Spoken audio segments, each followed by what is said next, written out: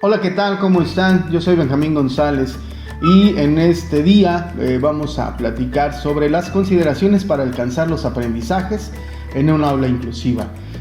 Vamos a abordar temas como los principios para alcanzar los aprendizajes. Vamos a hablar también sobre características muy generales de las personas con discapacidad y vamos a ver sobre aptitudes sobresalientes, que serían las situaciones que nos podemos encontrar dentro de un aula inclusiva. ¿De acuerdo? Bien, vamos a rápidamente a platicar sobre así las generalidades, como sería saber cuáles son las barreras para el aprendizaje y la participación. ¿Sí? Vamos a platicar también en este sentido cuáles serían los apoyos.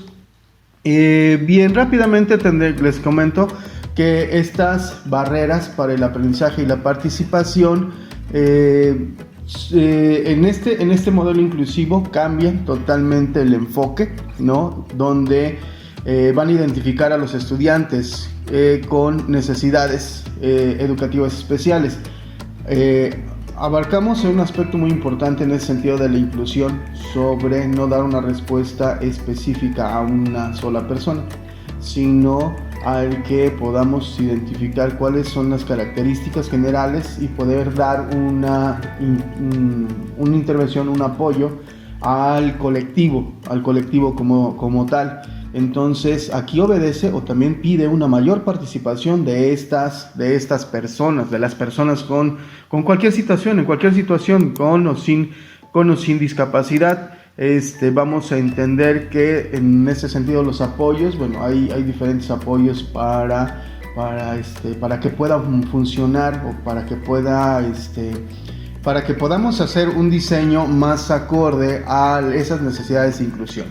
Muy bien. Bien, por ejemplo, estas consideraciones de los apoyos, por ejemplo, sería en el caso de las personas con discapacidad intelectual, no sé, un material más concreto. Para las personas con discapacidad auditiva, la utilización de la lengua de señas, o también los auxiliares auditivos, ya en casos más específicos sabemos de los implantes cocleares. Esos serían parte de los apoyos. En cada una de las discapacidades hay un tipo de apoyos que se tienen que considerar para la elaboración de estos, para los diseños, sobre todo para el diseño de una propuesta de intervención en un entorno más inclusivo. En ese sentido, podemos encontrar un diseño universal para el aprendizaje, que es el DUA. Me pareció muy importante para considerar, para entender cuáles son esas consideraciones o esos elementos que tenemos que tomar en cuenta para alcanzar un aprendizaje dentro de una aula inclusiva. El principio número uno habla sobre múltiples medios de representación. Esta idea de los múltiples medios de representación se está enfocado específicamente a cómo se va a percibir esa información. Entonces hablamos del lenguaje y de los símbolos, ¿de acuerdo? Entonces se enfoca básicamente al qué del aprendizaje, ¿sale? Nuevamente hago hincapié en que este primer principio habla precisamente de cuál es la condición para percibir el aprendizaje. La utilización del lenguaje y la forma que tengamos de comunicación. En este caso, el apoyo directo para las personas con discapacidad auditiva sería la lengua de señas mexicana, ¿de acuerdo? Entonces, y también muy importante considerar a las personas, a cualquier otro alumno, ¿no? Fíjense que en este sentido, dentro de estos elementos que vamos a considerar, hablamos por lo regular de las personas con discapacidad y por otro lado de las personas con aptitudes sobresalientes. Pero creo que aunque están dentro de ese colectivo, hay unas personas que están en medio, que son las personas que lo conocemos como regulares, pareciera que todo el trabajo se hace o para unos o para otros. Y entonces olvidamos de repente que también los chicos requieren de algún tipo de apoyo. Y en este preciso momento o en esta precisa situación sobre, por ejemplo, cómo van a percibir la información. O sea, algunos chicos requieren o mayor rapidez o mayor expresividad en la forma en cómo manejamos la información, y eso es parte de nuestro repertorio como docentes. Ese es el primer principio. Espero haber sido claro. Y evidentemente, hablamos sobre todo de la comprensión. Es algo muy muy importante. Entonces imagínense este primer principio que habla sobre cómo percibes la información y cómo se comprende la información. ¿Qué necesitamos para que sea comprensible la información? El principio número 2 habla sobre los múltiples medios de acción y de expresión. Que esta parte de acción y expresión es aprender y expresarse. Sabemos que si todo lo que sabemos, cuando lo guardamos, cuando lo tenemos así atesorado, pues no damos, no sabemos, de tanto que lo guardamos, al no expresarlo, pues lo tenemos muy muy atesorado y no lo decimos. Si no lo dices, pues no vas a poder, aprenderlo más, porque pues lo tienes y pues en qué situación o en qué condición o en qué escenario lo vas a utilizar. Y es precisamente ahí a donde se demuestra lo que sabemos, que sería técnicamente la acción o la representación física. Si yo sé, apretar un tornillo, o sea, esa acción motriz, pues bueno, ese es la evidencia de lo que sabemos, y precisamente por eso es que así se llama, cuáles son los múltiples medios para la acción y la expresión. Es la forma más física de cómo vamos a poder expresar lo que sabemos. Y entonces piensen que estamos haciendo el diseño de una intervención en donde tenemos que considerar como el primer punto cómo se percibe, y como segundo punto cómo es que lo vamos a expresar, ¿sale? Cómo es que se va a ver, cómo se va cómo vamos a comunicar de manera física lo que estamos haciendo, y que se refleja en funciones ejecutivas. O sea, la función ejecutiva pues es técnicamente lo que estamos haciendo o realizando. Muy bien, y hay otro tercer componente que nos va a ayudar precisamente a ese diseño. Cuando ya tienes todos los elementos, como por ejemplo, ya sabes cómo es tu grupo, ya sabes el maestro, cuáles son sus capacidades o sus áreas de oportunidad que tiene el maestro regular, ya conoces la cantidad de niños, el entorno, pues obvio, precisamente estos principios te ayudan a que puedas hacer este tipo de consideraciones, las cuales te van a ayudar a generar ambientes en efecto más inclusivos. El tercero habla sobre los medios del compromiso. Esa acción de compromiso, hablamos sobre todo de la motivación. Y la motivación ha sido entendida como el échale porras, arriba, bravo, tú puedes. Sí es eso. Pero también cuando hablamos de motivación es el saber a dónde quieres llegar. O sea, piensa que ya sabes hacia dónde llegar, y en donde vamos a poner mucho interés es en el trayecto que tienes que hacer. Cuando el chico conoce cuál es su objetivo, cuál es su meta, sabe qué tiene que realizar, ¿sale? No únicamente en acción, sino para qué él va a poner evidentemente mayor intención, va a captar y puede tener mayor interés, que ese también se transformaría en un elemento a considerar, el cómo vamos a captar ese interés que van a tener los chicos. Insisto, cuando no tienen ni idea de lo que tienen que hacer, y no sé, se me ocurre que les dice, ¿sabes qué? Haz estas cuentas, ahora después de las cuentas agarra tu plumón y subraya las ideas principales. O sea, sí son acciones, pero no tienen un sentido. O sea, si no hay un sentido, si no hay ese es el nivel de significación que puede tener, o sea, ya no busca o ya no identifica el para qué para realizar las cosas. Obvio, entonces el interés pues se va mejor en el videojuego, se va más no sé, a lo que en estos momentos les llame la atención a los chicos. Que en este caso es una gran laguna que tengo, cuáles son los intereses de nuestros alumnos actuales, ¿no? Y otras situaciones, imagínense que tenemos que considerar es mantener el esfuerzo, ¿no? Y la persistencia. El esfuerzo y la persistencia sería como la fuerza, o sea, la intensidad de la actividad.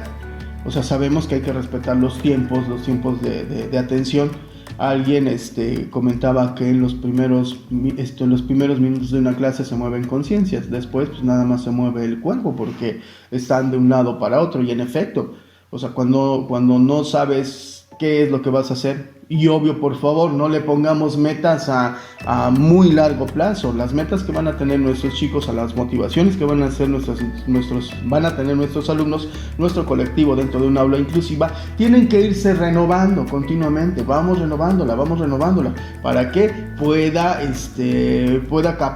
captar ese interés o mantener ese interés. Y esto va a desarrollar algo bien importante, que es una función de autorregulación. O sea, en efecto, la figura del maestro es adecuada, tiene que haber una presencia, pero también el proceso de autorregulación es muy importante.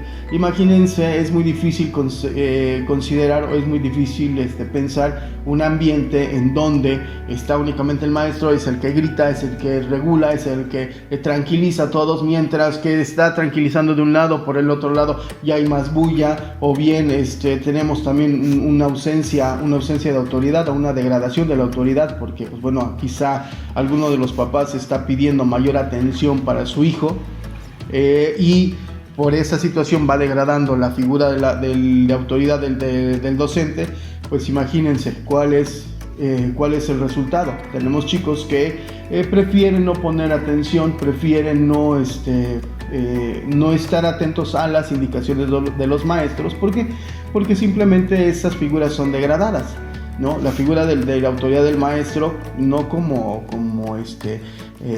alguien que, no sé, autoritario totalmente, sino que a fin de cuentas es alguien a quien vamos a poner atención y con el que vamos a participar. Entonces, obvio, este asunto de la autorregulación pues se queda nulificado. Y precisamente por eso parte del tercer principio, que es la parte del compromiso, es tanto una condición intrínseca, ¿no? Como extrínseca, ¿no? Como de afuera. O sea, en efecto hay una participación de esa figura de autoridad, que es el docente, que es el padre de familia.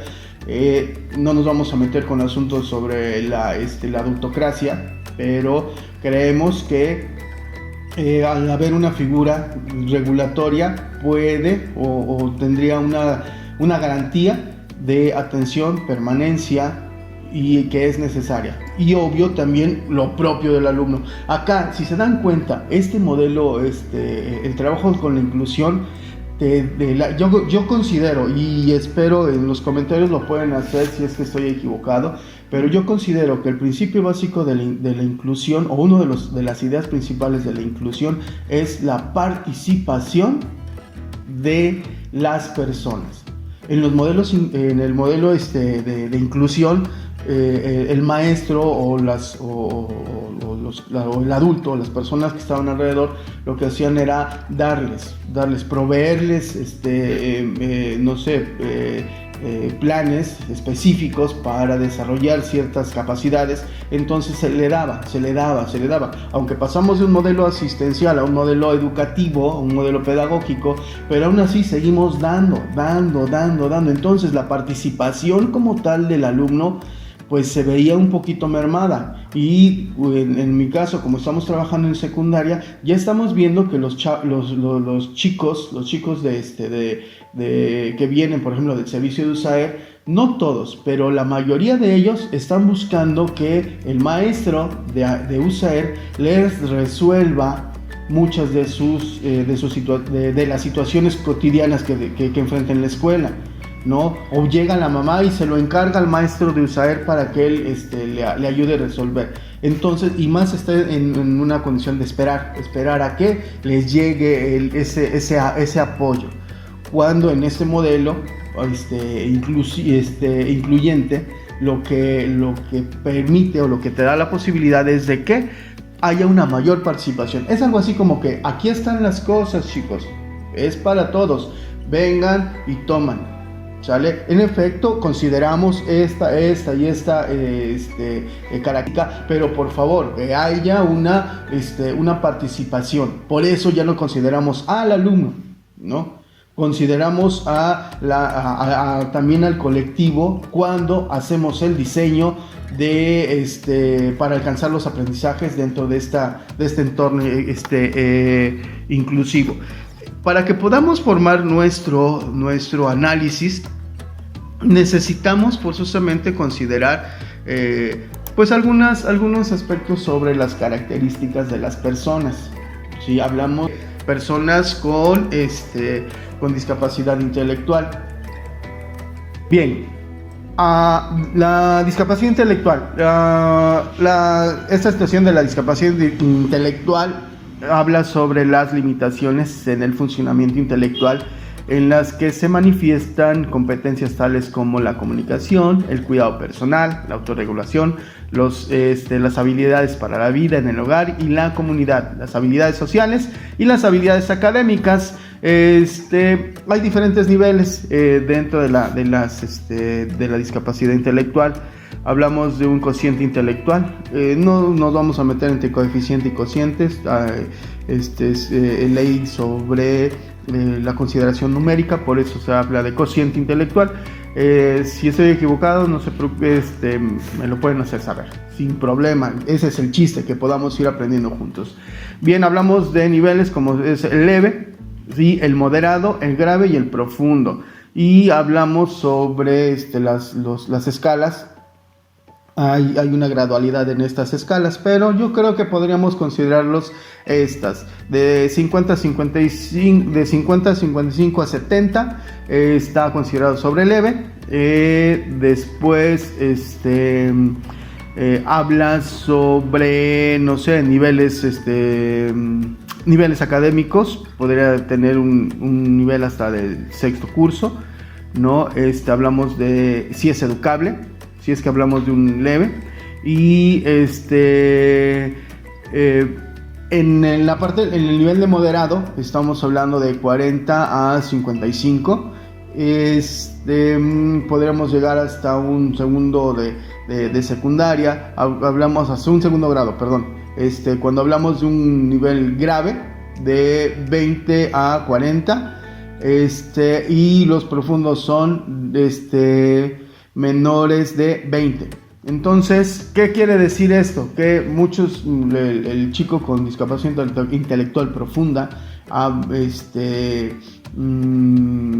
tiene educado como, no puede ser educado como tal, va a ser más como adiestrado, y requiere una custodia, una mayor custodia. En ese sentido, los chicos con discapacidad intelectual, así es como se considera la gradualidad de ellos, ¿vale? Evidentemente recuerden que la premisa básica es considerarlos como personas. Es una persona que tiene una discapacidad, en este caso, pues intelectual. Posteriormente a esto hablamos sobre la clasificación de las personas con discapacidad motriz, que hablamos sobre esta.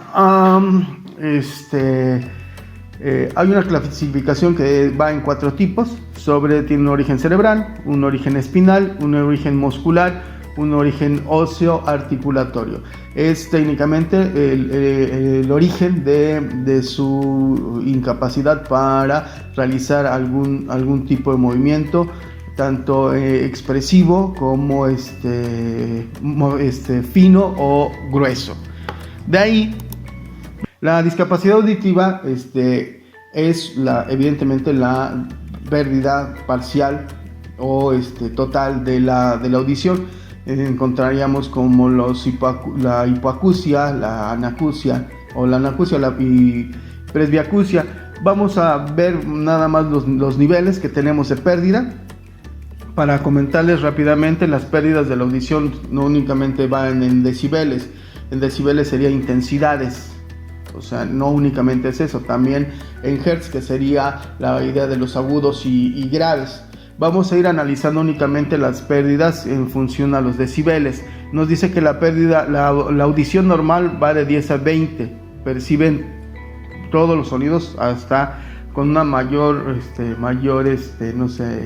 volumen, que sería de 10 a 20 decibeles. De ahí la pérdida de audición leve va de 30 hasta 40 decibeles. Cuando llegas a alcanzar hasta 40 decibeles, 30 decibeles, si ya no alcanzas a escuchar los de 20, los de 10, ya no, ¿cómo se llama? Se considera leve. De ahí hay una pérdida moderada que va de 70 a los 50, 45, y esa es una pérdida moderada. ¿Qué quiere decir? Que alcanzas a escuchar sonidos hasta de 50 decibeles. Te diría más o menos, por ejemplificar, que sería el llanto de un niño, ¿no? Que sería el ruido de una aspiradora, sería el ladrido de un perro. Más o menos están por esos decibeles. Entonces, obvio, están por debajo del rango de la voz humana. ¿Qué quiere decir? Que sí puedes escuchar el ladrido de un perro, puedes escuchar quizá evidentemente un camión, puedes escuchar una pistola, puedes escuchar hasta un avión, pero no alcanzas a distinguir los rasgos distintivos de la voz humana. No sé si me explico. Y eso se considera como una pérdida de audición moderada. De repente dicen, bueno, es que no sé por qué no habla. O sea, si escucha, nos llegan y dicen, sí escucha. O sea, luego cuando gritan, ¿no? Cuando alguien grita, inmediatamente él voltea. O cuando pasa un coche, también él puede voltear. Entonces, pues ¿por qué pasa eso? Y es precisamente, recuerden cuál es el rango de la voz humana. Recuerden que va de 10 hasta 40 decibeles, 45 decibeles más o menos. Entonces, si tienes una pérdida donde llegas únicamente hasta los 50, 60, pues algunas palabras puedes escuchar. Sí, algunos fonemas ahí parecidos a la voz humana, pero pues no concretas a escuchar o a comprender un mensaje. De ahí viene la pérdida auditiva severa, que únicamente escuchan hasta 70, 75 a 90 decibeles. Y imagínense, más o menos alcanzará a percibir hasta el sonido de un camión, una motocicleta, un helicóptero, más o menos, algo así. Y la profunda, pues va de 100 a 120 decibeles, ¿sale? Que quiere decir que tiene que haber sonidos de esas intensidades para que los pueda percibir, ¿de acuerdo? Entonces recuerden que esas es así muy generales las características de las personas con discapacidad. Vamos a procurar ponerles unas imágenes sobre cuáles son los ciclos de frecuencias, cuáles son esta tablita de frecuencias, para que las puedan considerar. Puede ser que esté acá, puede ser que esté aquí, o a ver donde Paula ponga, o a lo mejor yo desaparezco y ya aparece. ¿Sale?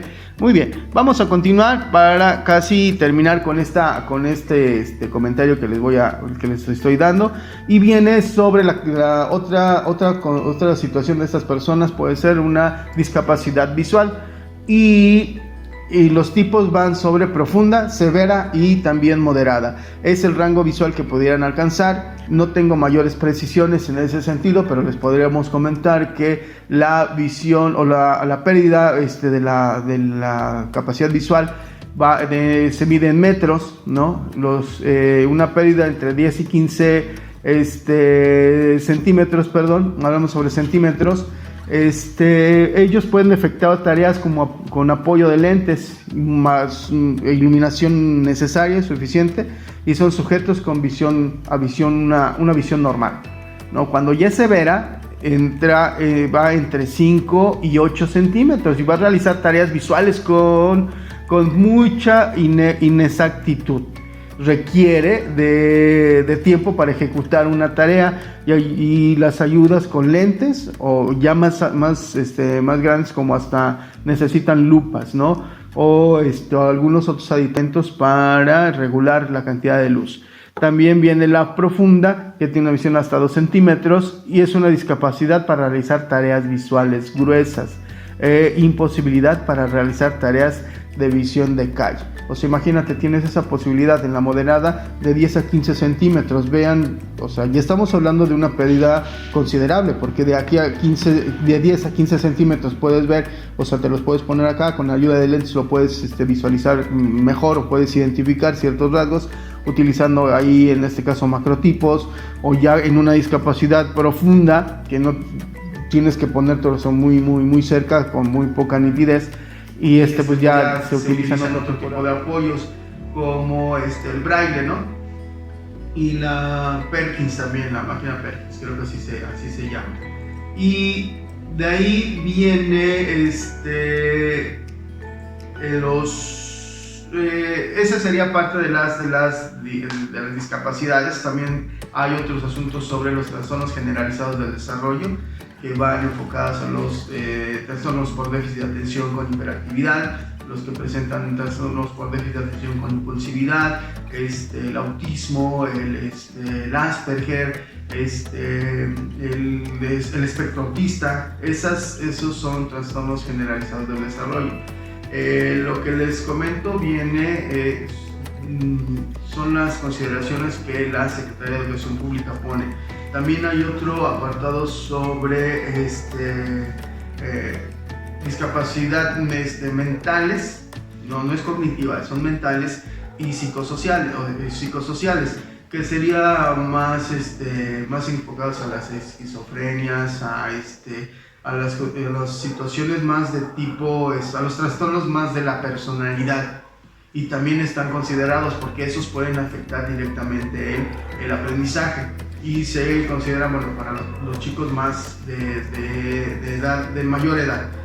También hay otro apartado que es para las personas con aptitudes sobresalientes, y estas se van a dividir en diferentes, que serían las intelectuales, la creativa, la socioafectiva, la artística y la psicomotriz. Por ejemplo, en la intelectual hablamos de una capacidad académica arriba de las consideraciones regulares, y se desarrolla más en expresión verbal y también en matemáticas. La parte creativa habla sobre fluidez, en mi caso, flexibilidad, originalidad y elaboración. Esa es la parte creativa.